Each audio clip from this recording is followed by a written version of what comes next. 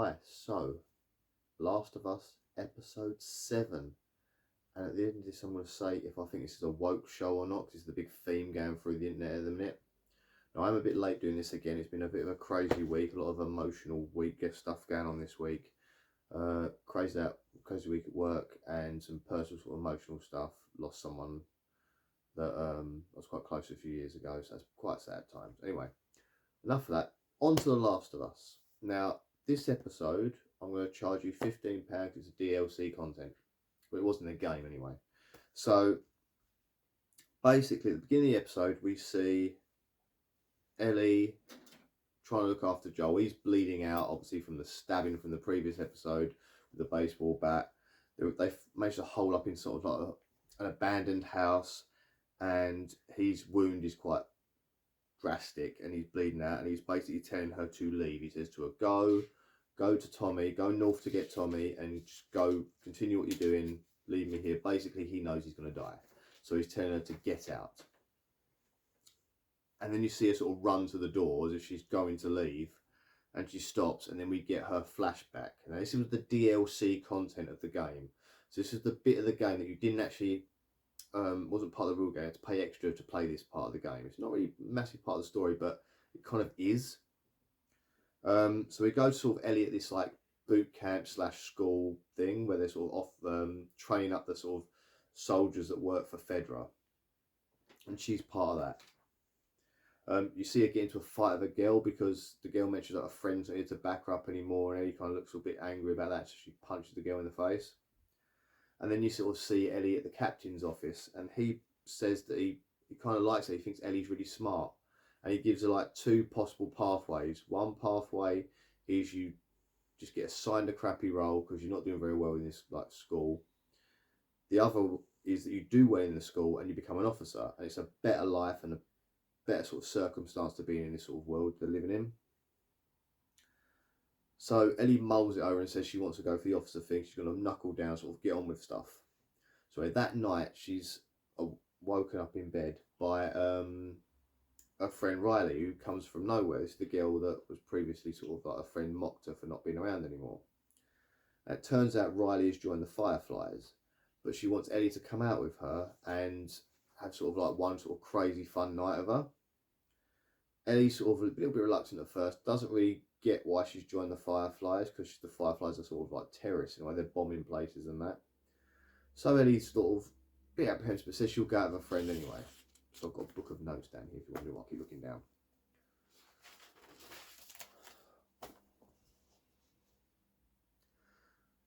So you can tell these two are real close friends, like we're talking like they've been close for a couple of years now, obviously like found sort of mutual sort of things in common. They both seem to like certain aspects. You sort of, as this episode goes on, you see they've sort of got a lot of things in common.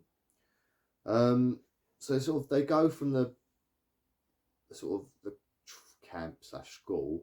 They leave there, sort of go across all the rooftops and that. They go through a building, and while they're in the building, they see this dead body lying on the floor. It looks like he's kind of like OD'd on like pills and drink, and he just sort of falls through the floor. It's a weird scene because they're looking at him, and the body just sort of falls through the floor, and then he's not really mentioned anymore. Except the only thing that's mentioned is they steal his bottle of alcohol that he's got, but it's like not like the moonshine alcohol. It's like traditional alcohol. So they steal that. They start, as teenagers do when they're out and about, they sort of start having a drink, and that's just what teenagers do. And so my phone's not charging when it should be. Yeah, so they start drinking and that, and then they sort of get to the location where they're supposed to be heading to, and it turns out it's a shopping mall, like an old school shopping mall that has recently had the power put back into it by Fedra, the government, because they've been working in that area. So when they enter the mall, the first thing Ellie notices is that the escalators are working, and she's never been on moving stairs before because this stuff wasn't around after the sort of thing. And Ellie was born into the sort of the pandemic of the virus, the sort of the fungus that's been like taking people over. So she was born into that, so she's never experienced things like escalators. And it's quite nice seeing her going up and down the escalators, just going up and down repeatedly and trying to walk on them in the wrong direction and stuff like that. It's stuff that all kids do when they see an escalator. They sort of like to play on it, which is quite a sweet moment. So this is the point where a friend tells her she's got like 4 wonders to show her that night. but she adds escalator, so there's now 5 wonders tonight. But the escalator is kind of like the 10 extra one. So then they the first sort of wonder that they go to is a carousel, like an old school classic sort of Victorian style carousel, just all the horses on it, just goes round in a circle. So they have a ride on that, and they have a little few drinks while they're on there as well.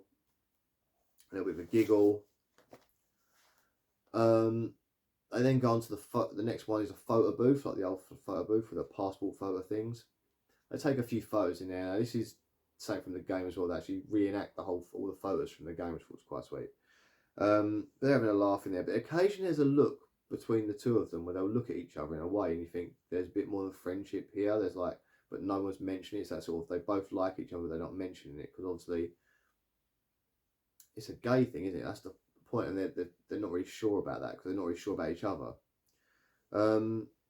Obviously they are best friends, but there's more to this relationship, and you sort of start to see this in this point.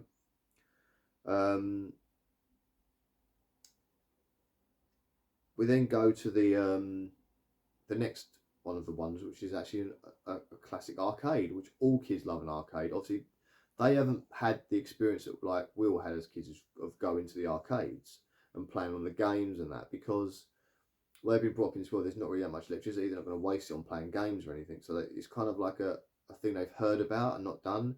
And one of the games consoles happens to be Mortal Kombat. And there's a poster of that on Ellie's wall, because obviously she's familiar with the concept of Mortal Kombat. And also, in a previous episode, they find a Mortal Kombat machine that's not working, and she instantly runs at it to have a go. And obviously, find it's not working.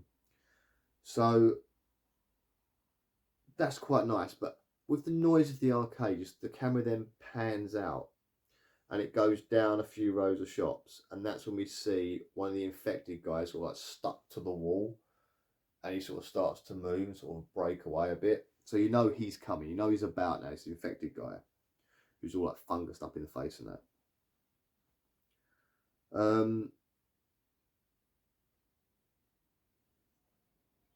Then they go into this like little space bit, and Riley says she's got Ellie a gift, and she pulls out the joke book we saw earlier, the one that made Joel laugh for the first time. That sort of that little puns joke book. We see that for the first time, and she gives it to Ellie. They start reading off a few jokes and that. It's all cool. And as Riley's reading through some of the jokes, Ellie looks around the corner and sees bombs are laying there, and realising that Riley's not just found this mall, she's been stationed there to create these bombs.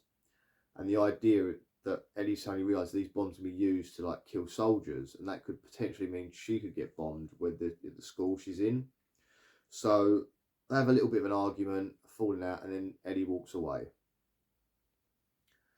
She then like gets so far out through a couple of doors, and sort of just about to leave, and then she sort of has like a moment where she thinks, actually no, I'm going to go back and I'm going to talk to her about it. And she goes back, and she hears like screaming, so she runs towards the screaming, and it turns out Riley has found this sort of like fancy dress shop, and that was going to be the last wonder she was going to show her. And both of them sit down, they have a talk. Riley then confesses to her, look, that she's going to leave. That's the whole point of, that's why she wanted this fun night, because she's been posted by the Fireflies somewhere else, and she's got to leave Boston. And that obviously breaks Ellie's heart a little bit, because her best friend is now leaving and she's not coming back. She already like lost her a little while ago. She didn't know where she'd gone. This sort of really did break Ellie's heart a little bit. You can see sort of a drop here. They kind of like have a moment, then they decide like to be friends again, sort of thing. Like it's not worth doing this, so they start having a laugh with each other again.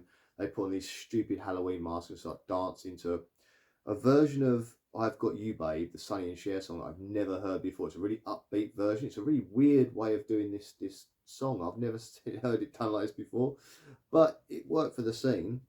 So sing I Got You Babe, and then Ellie takes off her mask and she kisses Riley for obviously the first time this has ever happened. Now this weird moment, they're both still a little bit drunk as well. You've got to remember this at this point. They're both a little bit drunk, and they sort of have this kiss moment, and then they're like, what do we do now? And Ellie basically says to her, I don't want you to go. And Riley kind of says, okay. And then we hear a noise, and the infected has come bursting through this shop and just attacked both of them.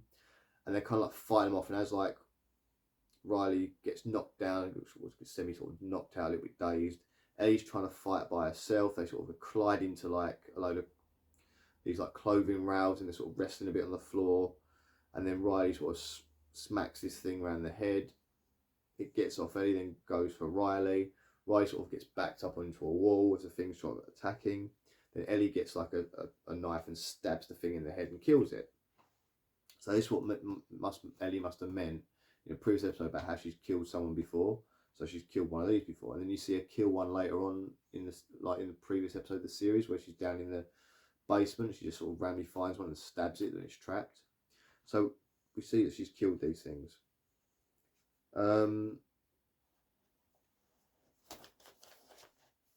So then there's a moment where sort of like Ellie's like quite excited because she's killed this thing. She's like, yeah, look at that, I've killed it. And Riley's just looking at Ellie with this like look of shock and horror. Oh, my son's awake. Give me 1 second. Ellie finished his thing. Oh look, I think you just made that start. Well, Brody yawned and the camera started. I've never seen it do that before.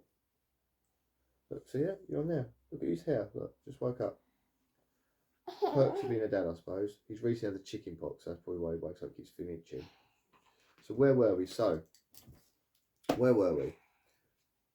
Riley notices the bite, and then there's a moment where Ellie sees the bite on her arm. She starts panicking, rubbing it. Oh my god, oh my god, oh my god. And they realise that Ellie's dying. And with that, Riley then does this, and she's been bit on her hand.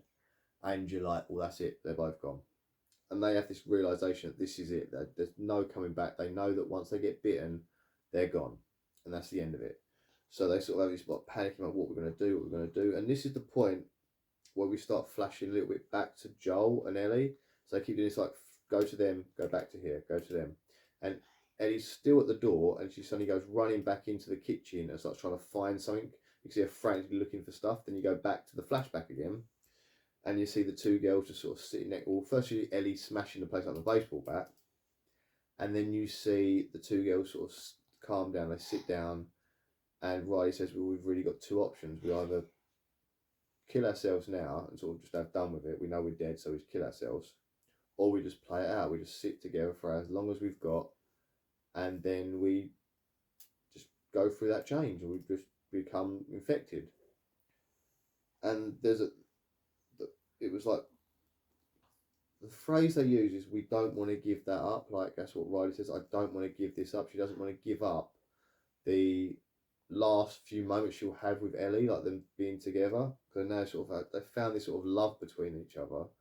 And it's like, why do we just give that, shoot each other now? We're not going to have, even if we have like 2 minutes, even if we have 2 days, why give that up?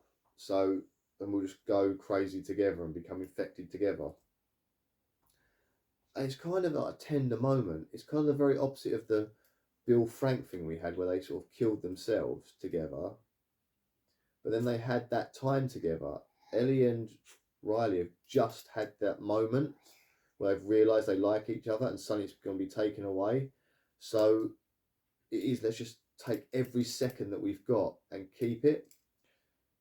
And it's quite sad, really, but then we sort of go back to the house, we go back to sort of present, and Joel still bleeding out downstairs, and Ellie frantically finding stuff in the kitchen and finds a needle and thread. Then she goes down the stairs again, and Joel just kind of looks at her, and it's that realisation that Ellie's going nowhere. She's not going to leave Joel on his own.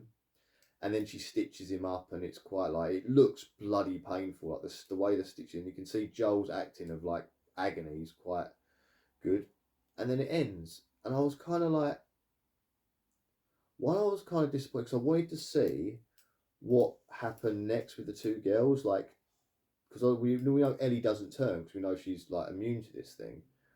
So I kind of wanted to see what happens to her. Like, does her friend turn and then she's got to kill the friend?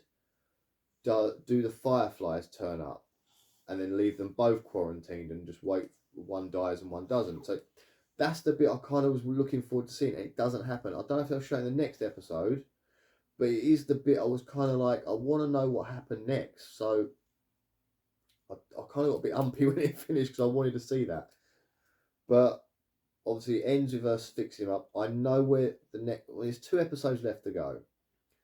And there's obviously the big climax, which is the last episode, and then there's the bit I've been kind of dreading, but sort of like this is like the car crash moment where you don't want to look at what's going to come next, because what happens in the game next isn't very nice. Like the story that comes and what happens is not very nice, and that it's going to be hard to watch that episode because obviously that is the next episode, I'm guessing, and then we've got the climax episode of like finishing it up. So I'm kind of like, oh, these next two episodes are going to be insane.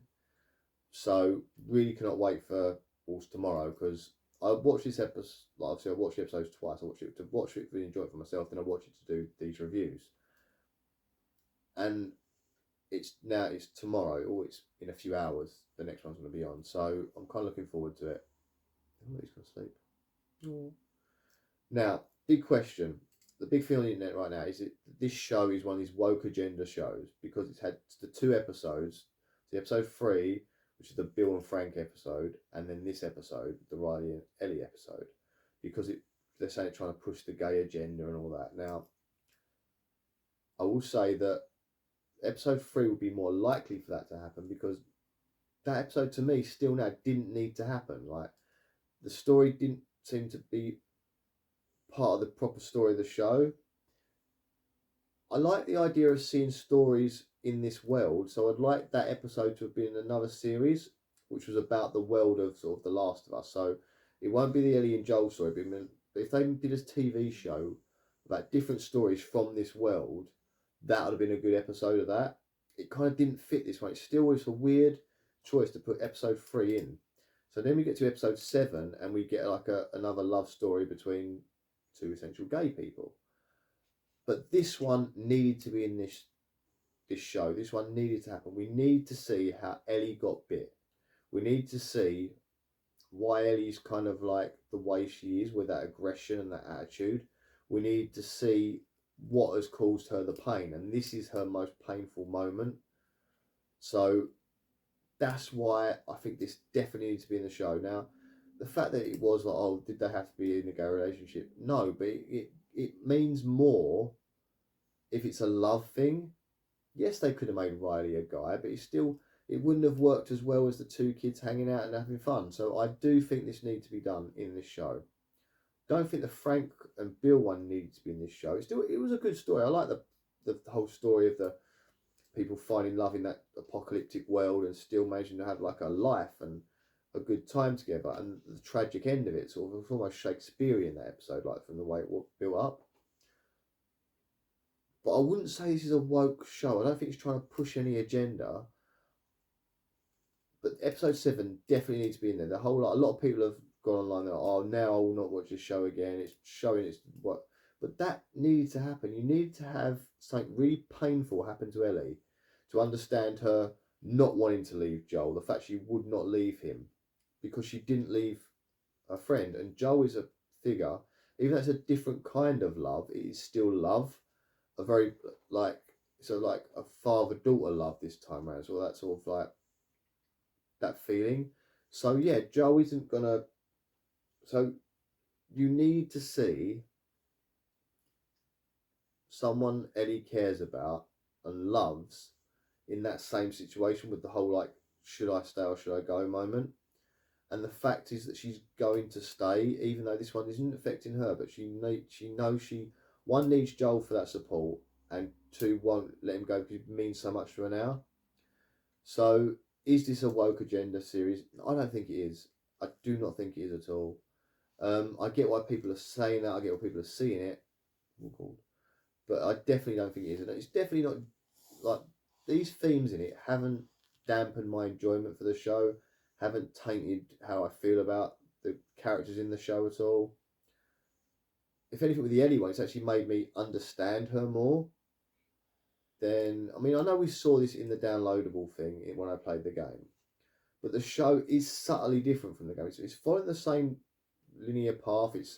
The characters are very similar. They put a lot of tropes from the game in it, but to me, the TV show is giving you more emotion than the game did. Yeah, I was terrified playing that game. I got more fear playing that game. It's made me jump 1,000 times. And it was the first game I actually played where I actually gave a crap about the characters I was playing. But I do honestly believe that the show is putting more emotion into this, and that is a powerful thing. It's actually making it better. I actually prefer when I first started watching it, I still preferred the game. I preferred the character of Joe in the game. I preferred the character of Ellie in the game.